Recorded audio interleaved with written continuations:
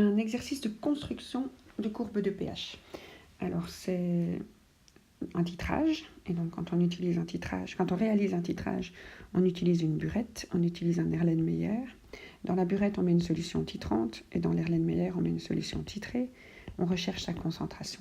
Et la solution titrante, on connaît sa concentration, et on observe un volume de solution nécessaire. Et pour la solution titrée, on prélève un volume de solution connu. Et donc avec les trois informations, on sait calculer la quatrième. Alors, on peut tout d'abord écrire l'équation ionique du titrage. Donc c'est des réactions acide-base ici, des titrages acide-base. Alors, lorsqu'on parle du titrage de 20 ml d'une solution aqueuse d'acide fluorhydrique, on a du HF. Alors HF, c'est un acide, et il ne fait pas partie des 6 premiers acides, donc c'est un acide faible. Donc ça, c'est ce qu'on titre. C'est ce qui est dans l'Erlenmeyer avec un indicateur. Alors pour titrer un acide faible, qu'est-ce qu'on met dans la burette? On met une base forte. Alors la base forte, c'est NaOH. En solution, c'est Na++ OH-, et la partie vraiment base la plus forte dans l'eau, c'est OH- et Na n'est ni acide ni base. Donc quand on veut écrire l'équation ionique du titrage, on prend HF, on le fait réagir avec OH-, donc notre acide faible titré, notre base forte sous sa forme en solution titrante, et on obtient une réaction acide-base. Donc l'acide donne H+, et devient F-, sa base faible conjuguée, et OH- prend H+, et devient H2O. Donc là, c'est l'acide de force nulle, ou l'acide conjugué de OH-. Alors, on va dessiner le diagramme bilan. Donc l'équation ionique, c'est juste ça.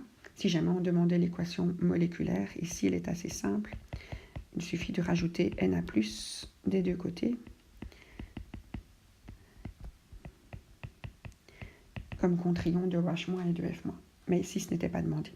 Alors, pour le diagramme bilan, un diagramme bilan, c'est le nombre de moles au cours du temps, mais ici, le temps, c'est plutôt un volume ajouté. Et donc, qu'est-ce qui se passe? On part avec une certaine quantité en nombre de moles de l'espèce titrée. Ici, c'est un acide faible, et on le voit disparaître au cours du temps et se retrouver à zéro au moment de l'équivalence. Donc, quand le titrage est fini, on a consommé tout l'acide faible présent en solution.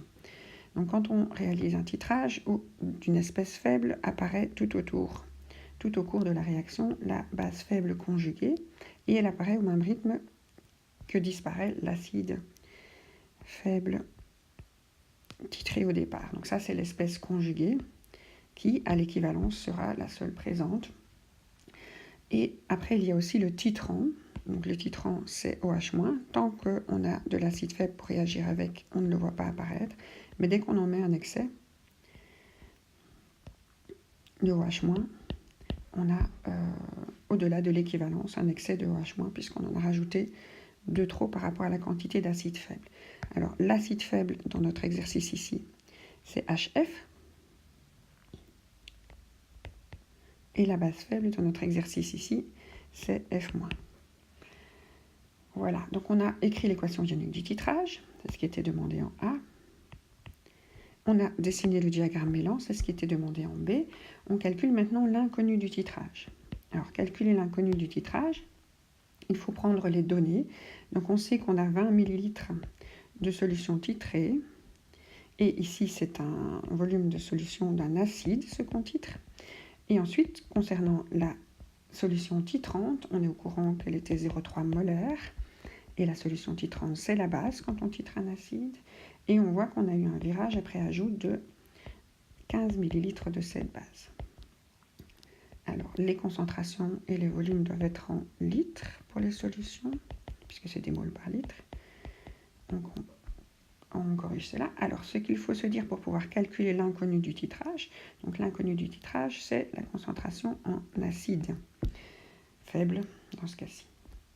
Alors, ce qu'on sait, c'est qu'à un moment particulier, à l'équivalence, le nombre de moles de l'acide faible de départ est égal au nombre de moles de la base forte ajoutée. Donc, à ce moment, à l'équivalence, la quantité de base forte qu'on aura ajoutée sera égale à la quantité d'acide faible qu'on avait au départ. Et donc, si on connaît ces formules entre le nombre de moles et les concentrations, on sait que chaque fois, le nombre de moles, c'est C fois Vs, que le nombre de moles, c'est C fois Vs. Et donc, on peut dire que la concentration en acide fois le volume en acide est égal à la concentration en base fois le volume en base. Donc, c'est le même genre de formule que celle de la dilution, où le nombre de moles au départ et à la fin ne change pas quand on ajoute de l'eau. Donc ici, l'inconnu, dans ce cas, c'était l'acide, parfois c'est la base, et donc on transforme la formule comme c'est nécessaire pour avoir l'inconnu. Alors notre concentration de la base 0,3, notre volume ajouté de cette base 0,15, et notre volume dans lequel se trouvait l'acide 0,02. Et donc ça nous fait une réponse de 0,225, et les unités d'une concentration, c'est molaire. Donc on a calculé l'inconnu du titrage.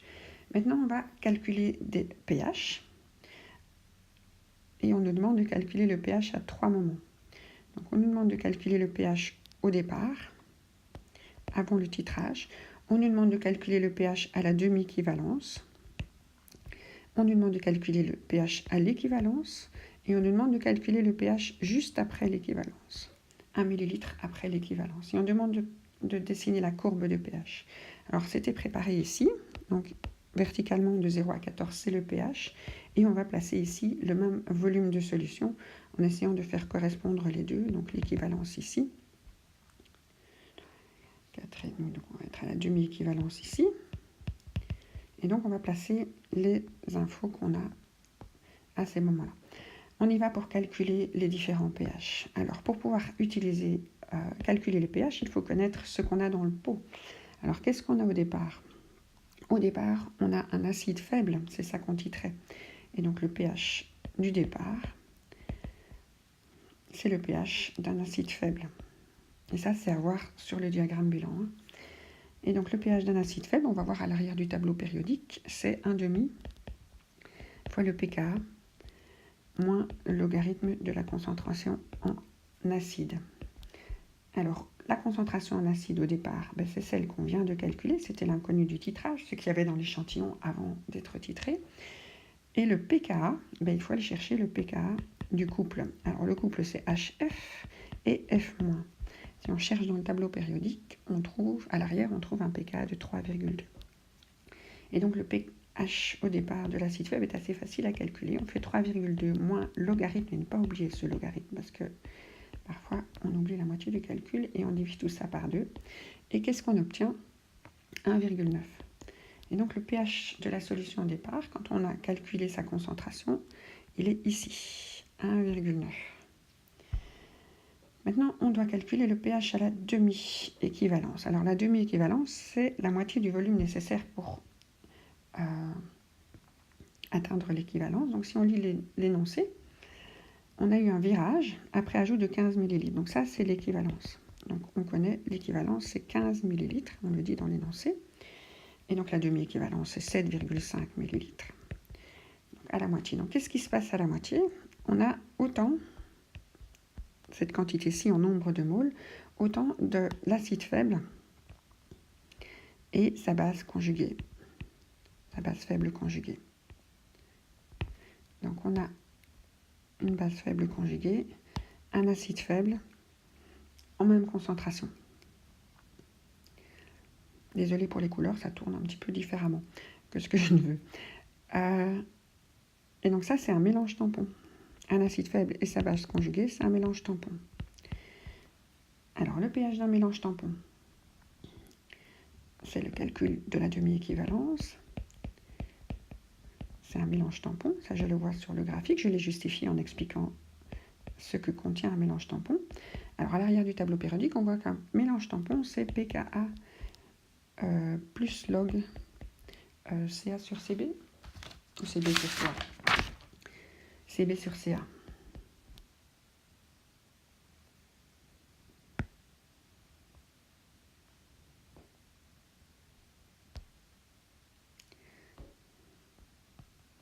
Log de Cb sur Ca. Et donc, à l'équivalence, c'est la même concentration des deux. Même concentration, même nombre de moles de l'acide faible et de sa base conjuguée. Ils sont dans le même volume, dans le même pot. L'acide faible qui reste est égal au nombre de moles de base faible déjà formés. Et donc, si vous faites le logarithme de quelque chose qui vaut, enfin le logarithme de 1, puisque la concentration est identique, on va avoir un rapport de 1, ça fait le pKa plus 0. Et donc, le pKa, c'était 3,2. Vous ajoutez à ça 0 et vous avez votre pH à la demi-équivalence. pH à la demi-équivalence, 3,2. Ensuite, on va calculer le pH à l'équivalence. Alors, à l'équivalence, qu'est-ce qu'on a? On regarde encore dans le diagramme bilan, on voit qu'on a une base faible. Et uniquement de la base faible. L'acide faible a complètement été avalé. Donc, on a une réaction complète entre l'acide faible et la base forte. La seule chose qu'on a à l'équivalence quand on a exactement ce qu'il fallait de réactif, c'est de la base faible et de l'eau dont on ne tient pas compte. Donc, la formule de pH d'une base faible, on va chercher dans le tableau, c'est 7 plus 1 demi pKa plus 1 demi log de Cb. Le pKa, c'est 3,2. Et la concentration en base, on va la calculer. Alors, comment connaître la concentration en base? On va prendre en base faible, à l'équivalence, on va prendre le nombre de moles de la base faible à l'équivalence et on va diviser par le volume à l'équivalence. Alors, le nombre de moles de la base faible à l'équivalence est exactement égal au nombre de l'acide faible au départ. Donc, on voit sur le diagramme bilan que tout ce qu'il y avait d'acide faible est devenu de la base faible. Donc, en nombre de moles, on a la même quantité des deux. Et donc, je calcule le nombre de moles de l'acide faible. Comment est-ce que je fais ça? Je prends ma concentration de mon acide faible, qui était mon inconnu du titrage, mon volume de solution de mon acide faible, qui était mon volume pris au départ, et je calcule mon nombre de moles d'acide faible au départ, qui sera mon nombre de moles de la base faible à l'équivalence.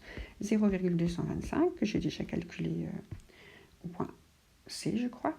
Et le volume de l'acide faible au départ, je relis mon énoncé, on titrait 20 ml. 0,02.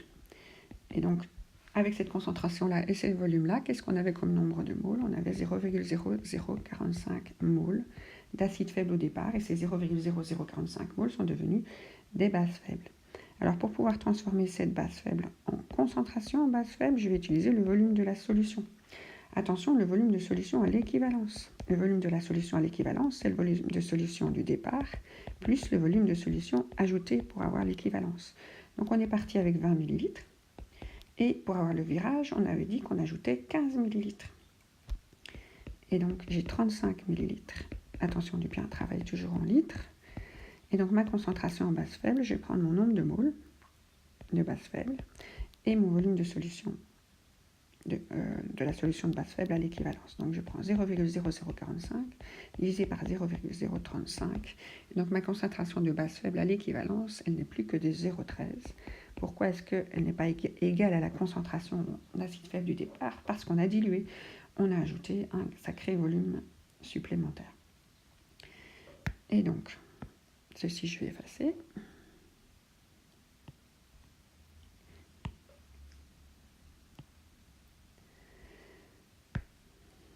On y va. On vient de trouver la concentration en base faible. Donc, 7 plus 3,2 plus logarithme de 0,13, le tout divisé par 2. On obtient un pH à l'équivalence de 8,15. Il faut que ce soit un pH basique. Et il faut qu'il soit différent de 7, puisque c'est une espèce faible. Donc 8,15, on est ici. Et donc, on a déjà placé 3 points. Il ne nous reste plus qu'un seul point à placer. On peut déjà dessiner l'allure de la courbe. Alors, à la demi-équivalence, on a un mélange tampon. Et un mélange tampon, ça veut dire un pH assez stable. Donc, il ne varie pas beaucoup. Au départ, on a un acide faible. Quand on lui ajoute de la base forte, son pH change très fort, il réagit fort. Et dès qu'on est à la fin du mélange tampon, quand il n'y a presque plus assez des deux espèces pour avoir on a un saut gigantesque. Parce qu'on a en une seule goutte on passe d'un mélange qui contenait un petit peu d'acide faible encore à un mélange qui contient de la base forte, donc ça monte, ça monte, ça monte très haut. Alors pour savoir jusqu'où ça monte, on a un dernier petit calcul à faire, c'est celui du calcul du pH 1 ml après l'équivalence. Donc je reprends mon équation du titrage. Je sais qu'au départ, j'avais 0,0045 mol de mon acide faible, je l'ai déjà calculé à un endroit précédent, et je regarde la quantité de base forte que j'ai ajoutée. Donc c'était du 0,3 molaire dans ma burette, et 1 ml après l'équivalence, c'est un volume de solution de 15 plus 1, 16 ml, donc 0,016 litres. Mon nombre de moles de ma base forte ajoutée à ce moment-là sera un petit peu supérieur au nombre de moles qui était présent, puisque j'ai un petit excès après l'équivalence. Alors je fais C fois VS, 0,3 fois 0,016, et j'obtiens 0,0048 moles.